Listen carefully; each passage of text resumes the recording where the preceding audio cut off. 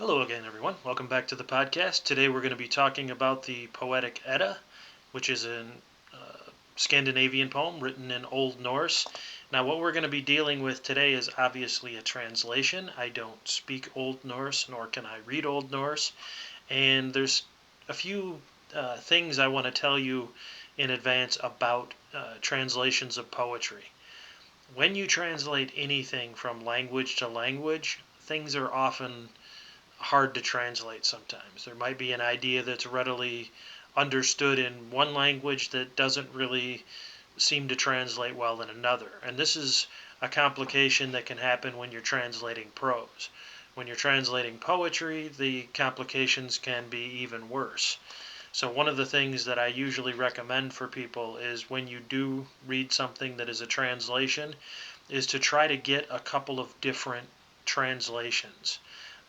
Generally, between the two, they will, or three, or however many you decide to get, you'll get a better understanding. Some people will go more for the sound when they're translating poetry, some will go more for the meaning, and you kind of need to find the sweet spot in between. Plus, just looking at how the different people translate the same words is very revealing. Now, the version of the Edda that I'm going to be reading from today is out of Project Gutenberg, but this is also a good version of it, the Poetic Edda. So I would try to look to a couple. But as much as I can, I want to try to stick to things that are in the older literatures, especially in Project Gutenberg, uh, not only because they're, public domain, but also because they're easy for you to find. If you want to find these things and read them for yourself, you don't necessarily have to spend a lot of money and buy the book. You can go into Project Gutenberg, search for the title, and find it.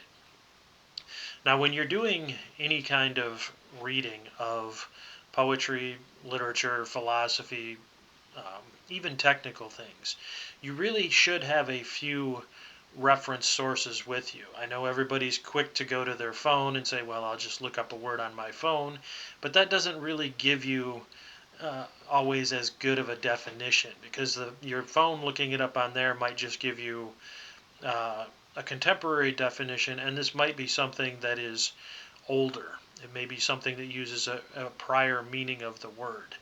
Now, these dictionaries like this, things like the Oxford American Dictionary and Thesaurus, these are pretty good sources.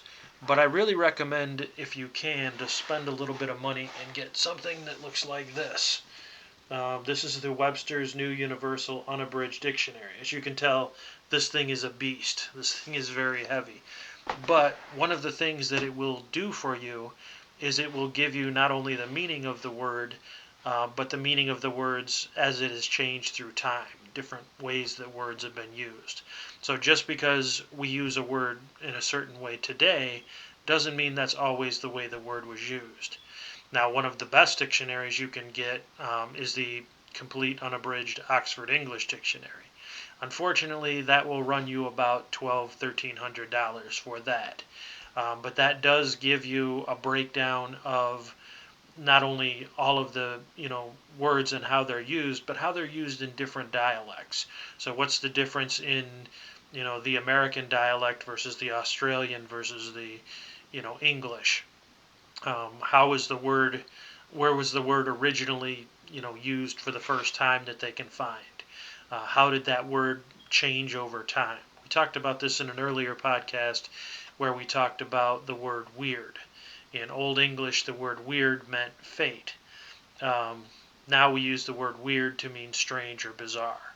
So words it is important to kind of get a better sense of word meaning. And it's not a failure to look up words, because as you can tell, this is a beast of a book. There's a lot in there. There's no one that will know every single word in this book. And so having to look it up isn't a failure. It's actually building your knowledge of something. Also a good idea to have a good thesaurus. This will help you with finding different word choices when you're writing, or when you want to kind of expand your vocabulary. That's a good reference to use. One of the things that I would always caution with using one of these is always use it with a dictionary, because even though it might tell you two words have the same meaning, they're not exactly the same. Their denotation may be similar, but their connotation may be very different. So you'd want a dictionary that will help you to figure out, because the denotation might mean something, like woman. The connotation might be, well, this version of using that term is derogatory, you know. So you would want to combine the two. So I always recommend having those two sources available. Now, I want to go into this, and we're only going to do a very small part of one of the poems, because this book, if you look at the whole book, is quite thick. And obviously we couldn't talk about this whole book in one sitting. This would be something that would probably require several courses to get through all of these poems. Um, there's a lot of information in here. I do want to, kind of let you know that the way that this translation I'm reading is set up is it's set up to be similar to the original in sound. Now, the Old Norse and the Old English that was used in writing Beowulf for the Old English, their poetry had a similar stanza form. You usually had a midline break, and they used alliteration. They didn't really use rhyme. Rhyme is something that is from different traditions in different times. The Germanic, which Old English is a form of Germanic, the Norse, Scandinavian Germanic, those didn't rely on rhymes in their oral traditions. They relied on alliteration, where they would be a repeated consonant sound or a lot of vowel sounds that are on both sides of the break. So when I'm reading this, you'll hear me saying, a lot of using a lot of alliteration, and the person who translated this, they did it that way intentionally. Now, when you read poetry, you want to slow down the same way as when you read philosophy, and understand that this is not just something to pass the time, what they're writing about. There's kind of a tradition of just thinking, oh, poetry's just about pretty things and flowers and love or depression and things like that, and they dismiss it. Well, especially in the older poetry like this was a lot more. This conveyed, religion. This conveyed philosophy. This conveyed social customs. This conveyed everyday common sense, things that a person should know. There's a lot of misunderstanding about the Viking culture, a lot of thought that they were just, crazy people running around with axes, smashing everything, stealing whatever they wanted. But this is very much a perspective that comes from cultures that they came up against. There was a lot of traditions, there was a lot of sense of community in the Viking communities, because otherwise they wouldn't have existed. They wouldn't have survived. When you see something that just reduces another group to, oh, they were just savages. Well, this is generally a way of dehumanizing. So if you want to really understand what people are like, you have to actually go in and read their literature. And so that's why I picked some of, what I'm doing today is a lot of people might, just dismiss the Vikings as, oh, just violent, no sense of, morality, no sense of decency. But these are things that were deeply embedded in the Viking culture. The one that we're reading part of today is from a poem called Hovamol, which is basically kind of almost like a book of wise sayings. They're very short stanzas, and they convey daily wisdom. They convey wisdom about all different things. So it's kind of like their version of Proverbs. It's kind of like their version of, their wise sayings. And, as with everything I teach, one of the things I want you to get out of it is this stuff isn't, even when we're reading very old stuff, this stuff still applies to daily life today. Even though this was oral poems that come from, 1,000, 2,000, 3,000 years ago, nobody knows the real origin or even who really wrote this down for the first time. These existed for a long time. So when we, talk about these things, the first thing that might strike you is that even though this was so long ago, a lot of these things are still good advice today. So I just want to get in and start talking about this. I'm going to talk roughly about the first 25 stanzas, and that's it. This will be probably a longer episode. So let's get started. And I'm going to read from, and then I'll talk about it a little bit after. The first stanza. Within the gates ere a man shall go, full warily let him watch, full long let him look about him, for little he knows where foe may lurk, and sit in the seats within. So you may have heard some of the alliteration. Within the gates ere a man shall go, the G sound going across. Full warily let him watch, the W sound going across. So this person who translated it did try to keep some of that sound. But what is some of the meaning of this? This is a meaning that really applies to life today. When you're out in the world, pay attention. Look at the world around you. One of the bad habits that modern people have is we get these and our face is buried in these everywhere we go. And so we don't see what's around us. We are in our cocoon in our own heads, and this can be dangerous. There may be people around that are not friendly. There may be, hazards around. There's a hole you're about to step in, or a car you're about to step in front of, or, so this is good advice then and good advice now. This doesn't mean you should be paranoid and afraid of everything. It just means keep your eyes open. Look around. I can't tell you how many times I've seen people that I've so engrossed in their, phone or in their tablet or whatever they're looking at that I could probably go up and steal their shoes, and they wouldn't realize their shoes had been stolen until they stepped on a rock. So sound advice then, sound advice now. Second stanza. Hail to the giver, a guest has come. Where shall the stranger sit? Swift shall he be who with swords shall try the proof of his might to make. Okay, this has got a lot of ideas in it, but one of the things that you should start to see off the bat is it's talking about how to be a gracious host. And this is a very important part of Viking culture, of Scandinavian and Norse culture, is to be a good host and to be a good guest. So a lot of these things are basically, I don't know if younger people would know what this would be, but in the old days they used to have a book called Emily Post. It was kind of like the book of etiquette. Well, think of this as the Viking book of etiquette. When you're in that era, if you were in that era and that time period, this is how you're supposed to behave. And notice, far from the bloodthirsty, murderers and thieves that they're portrayed as, it seems odd then that they would place such a importance on being a good host.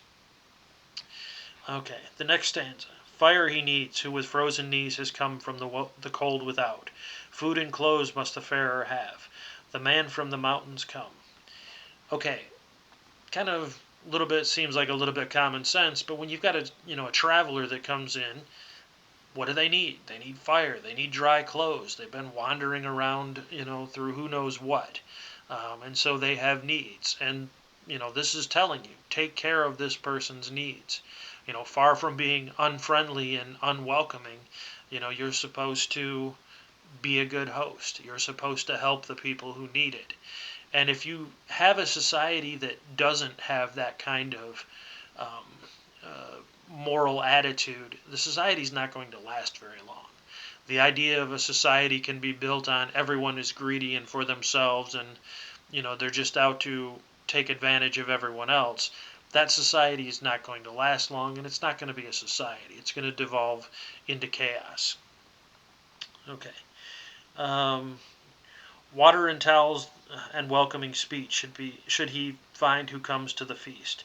If renown he would get, and again be greeted, wisely and well must he act. So in other words, you want a good reputation as a host, you also want a good reputation as a guest. So you have to act wisely in this situation, and there's rules on both sides.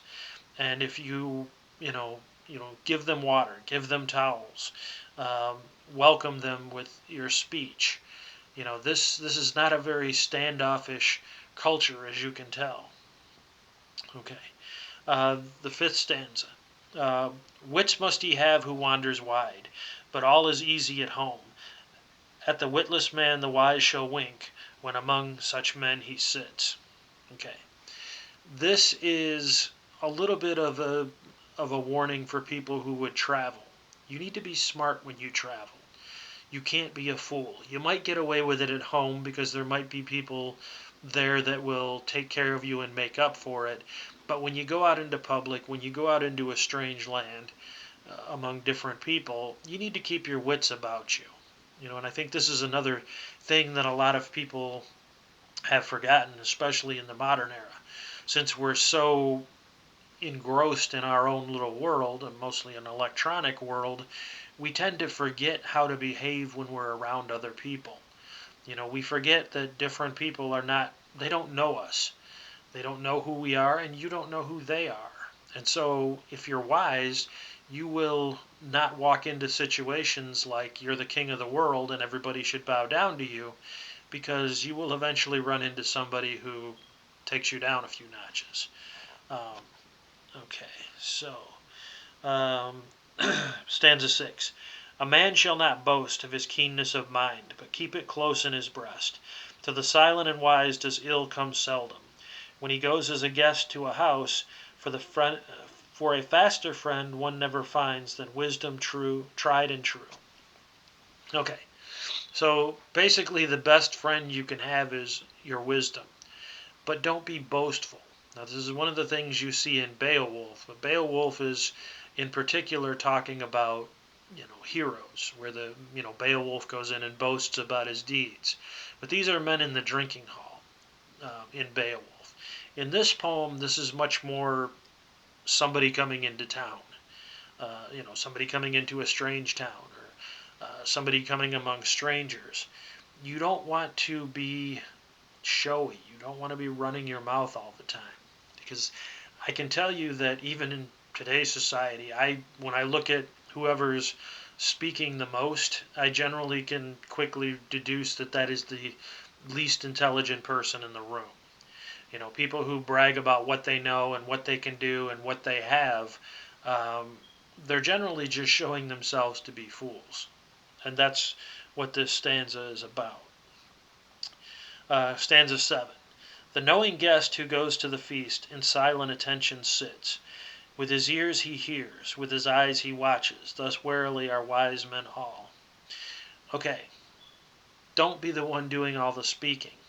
As we just said, the person doing all the speaking and all the boasting is probably the least intelligent person there. Probably the person that, again, somebody's going to eventually knock their block off. You want to understand the people. You want to understand the situation you're in. You want to weigh things. You don't want to just come in pretending like and acting like you know everything. And you can, just bully people around. This is a quick way of getting yourself a short life. Okay, I'm going to skip a little bit to stanza 10. A better burden may no man bear, for wanderings wide than wisdom. It is better than wealth or unknown ways, and in grief a refuge it gives. So, when you're out traveling in the world, when you're out among strange people, the best thing you can have is wisdom. The best thing you can have is your mind, because everything else can fail you. You can, even if you're one of the toughest people around, you still might run into somebody that's tougher than you, or you might run into somebody who is going to stab you in the back. So not only do you need to be, is your best friend your wisdom, it's your best chance of making it through life successfully and safely.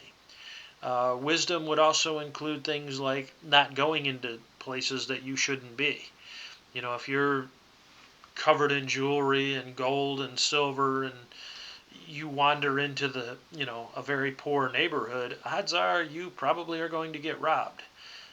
Because you're, flashing your wealth, you're flashing what you have in front of people that have nothing or very little, and so they have nothing to lose with attacking you. So wisdom means you don't want to be the showiest person. You don't want to be the loudest mouth. You want to be the person who watches, who observes. Okay. Stanza 12. Less good there lies than most believe in ale for mortal men. For the more he drinks, the less does man of his mind the mastery hold. So this is a warning against drinking too much. The stereotypical thing that people would think of Vikings is, they drink as much meat as they can hold, and this is considered, a great thing. And this is telling you, no, it's not. The more you drink, the more likely you are to get yourself into trouble. The more likely you are to reveal things that should be kept to yourself. Part of the wisdom of being out in the world, especially among strangers, is you don't know about them and they don't know about you. So the more you reveal about yourself, the more you reveal your weaknesses, the more likely you become to be taken advantage of.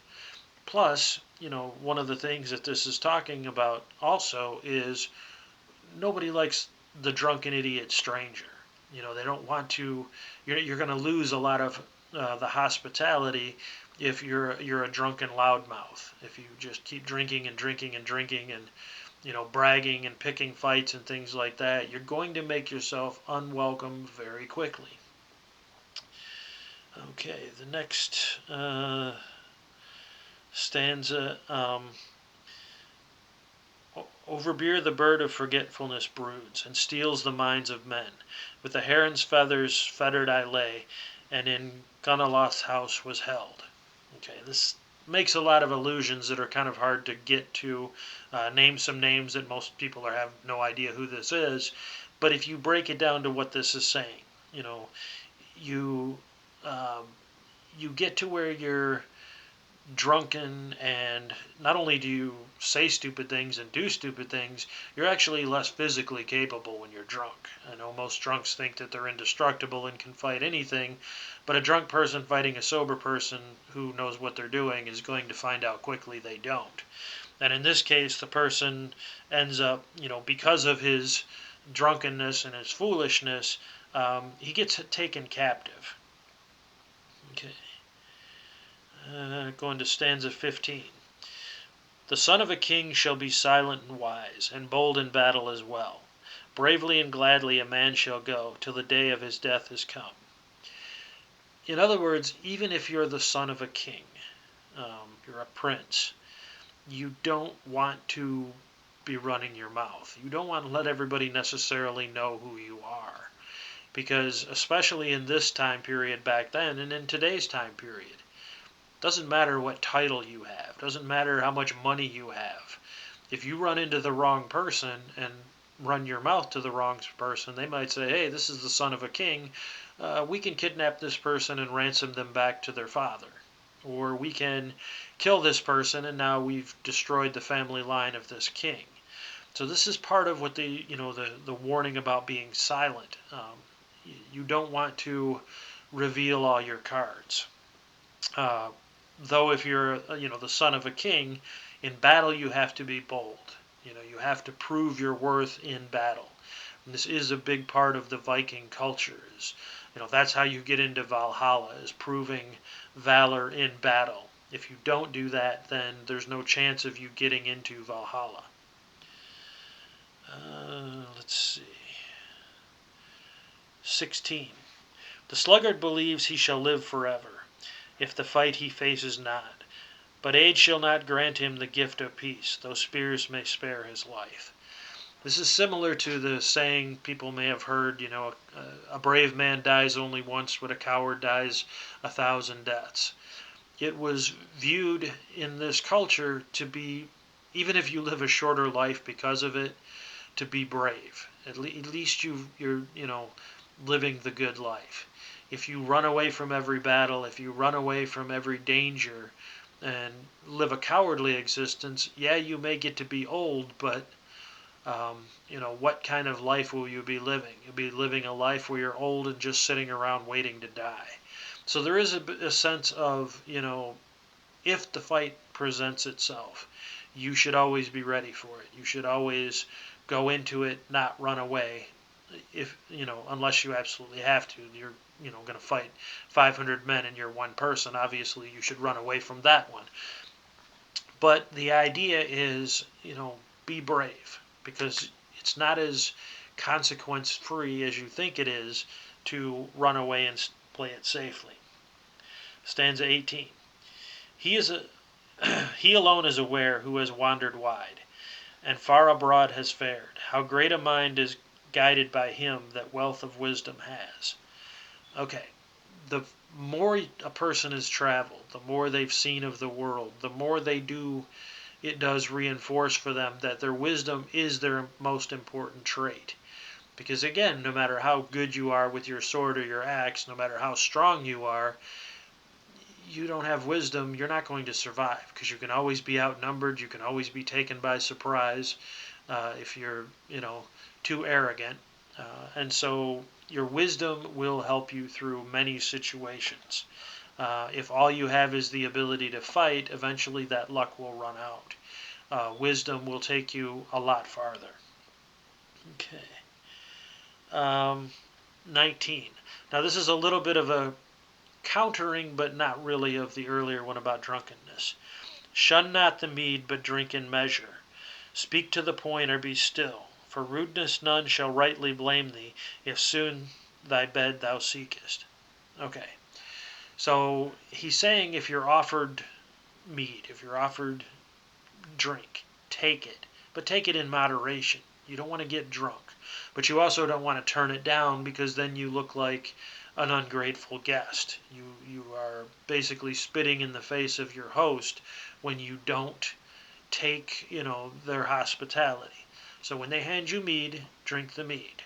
But, drink it in moderation, and none will consider it rude if you retire to bed early. If you say, okay, I've had my glass of mead or two, and now I will, take myself to bed. That also keeps you from wearing out your welcome. And in some of the passages in here, they also go into that. How many of you have had somebody who is an invited guest, but they just keep lingering and lingering and lingering to the point where they wear out their welcome? And that's what it's kind of telling you to avoid against. Accept the hospitality, be grateful for the hospitality, and know when it's time to leave. Okay. 20. The greedy man in his mind, if his mind be vague, will eat till sick he is. The vulgar man, when among the wise, to scorn his belly is brought. Okay. Know your limits. This is the same thing with food and with drink. Don't eat until you're sick. The greedy man is going to eat until they can't stand up, until they're, sick with food. This is not something that puts a good image of you out there. If you are a guest and you eat up all the food until you can't hold anymore, odds are you're going to make yourself unwelcome, because you have to remember that even though it's a good thing to be a good host, people who overstep and who take advantage of that tend not to be very welcome in the future. So you end up finding yourselves, while you're having a good meal today, you might not be getting invited to any of those good meals in the future. 21. The herds know well when home they shall fare, and then from the grass they go. But the foolish man his belly's measure shall never know aright. In other words, even dumb animals know when it's time to stop eating and go home. The foolish man doesn't know that.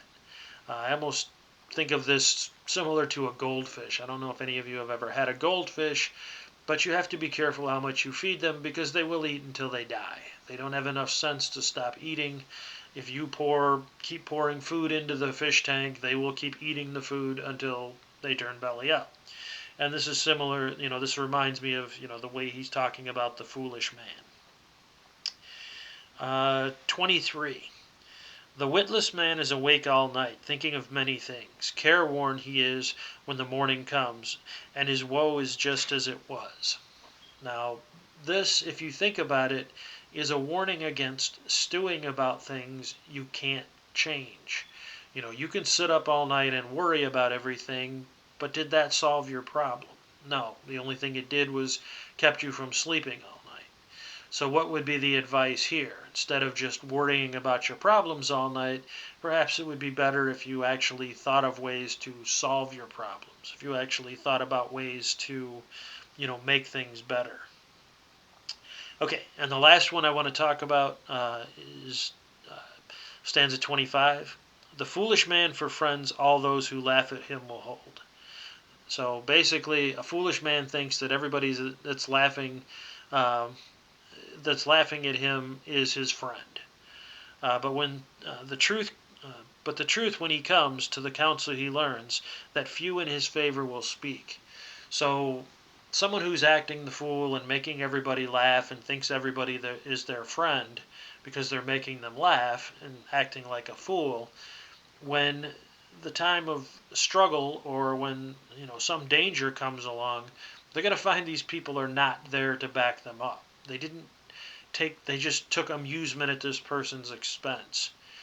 This is not your true friends. These are just people that are laughing at you because you're funny. They're not people who think you're someone worthy. They're just backing you. They're just laughing at you because they think you're a fool. And this is one of the things that you did not want to be seen as a fool. So just from this short amount of stanzas, you can see a lot of culture and a lot of etiquette being passed along. And this is the way most people got these things. They got them through, this is all started as oral poetry long, long before it was written down. How did people know how to act? Well, they heard these poems. They heard them recited. They heard these stories. They saw what happened to people when they didn't do the right things. And so when you read poetry or prose or any kind of literature or songs, one of the things to keep in mind is this isn't just entertainment. It's entertainment and education. And the reason it's put in entertaining forms is often so that people can remember it. If it rhymes, or in the case of this type of poetry has the alliteration, it makes it click in your head. It makes it more likely that you're going to remember these things.